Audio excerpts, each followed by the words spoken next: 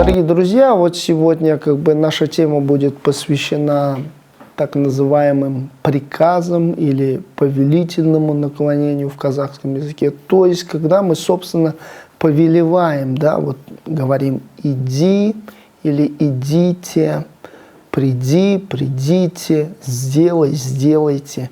И как же это делается в казахском языке? То есть берем глагол, да, типовой, берем глагол «бару» и «келю». Чтобы сделать приказ для слова «ты», то есть сказать «ты иди», вам всего лишь нужно убрать букву «у». То есть и получится «сен бар, ты иди».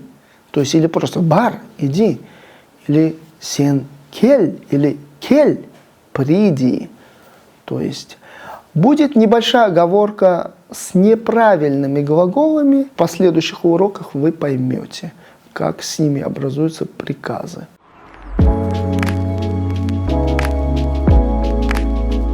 Друзья, и теперь мы приказываем не только тебе, мы можем и приказать вам, то есть более уважительно, то есть более старшему человеку или старшему по званию человеку, по положению, по социальному положению. Друзья, и приказ здесь будет немного сложнее. Вам нужно теперь прибавить так называемое «нес» или «анес», или «нес» или «энес».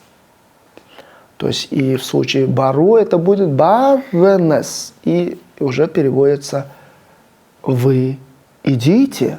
То есть «идите» или «келенес» – «вы придите».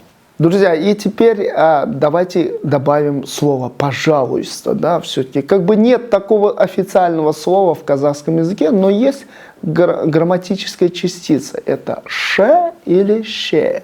И вы просто присоединяете. И вот смотрите, вы говорите, давайте возьмем еще два глагола «алу» и «беру». «Ау» – возьми. А вот если вы скажете «пожалуйста, возьми», это уже «ауше». Или «бер», «дай». «Берше», «дай, пожалуйста», «дай-ка». Вот так звучит. И теперь для слова «вы». Возьмем и прибавим, и скажем «вы возьмите, пожалуйста», «алнеше». Или «вы дайте, пожалуйста», «беренеше».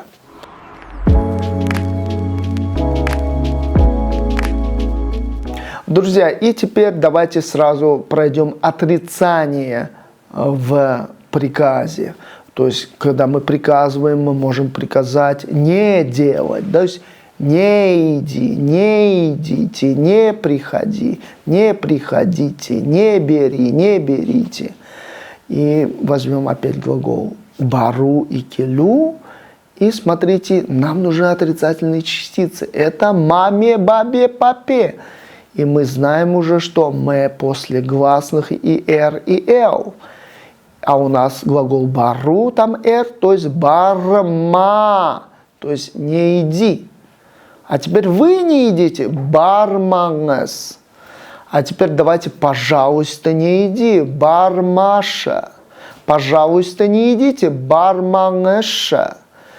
И теперь давайте с мягким глаголом. Возьмем глагол «келю».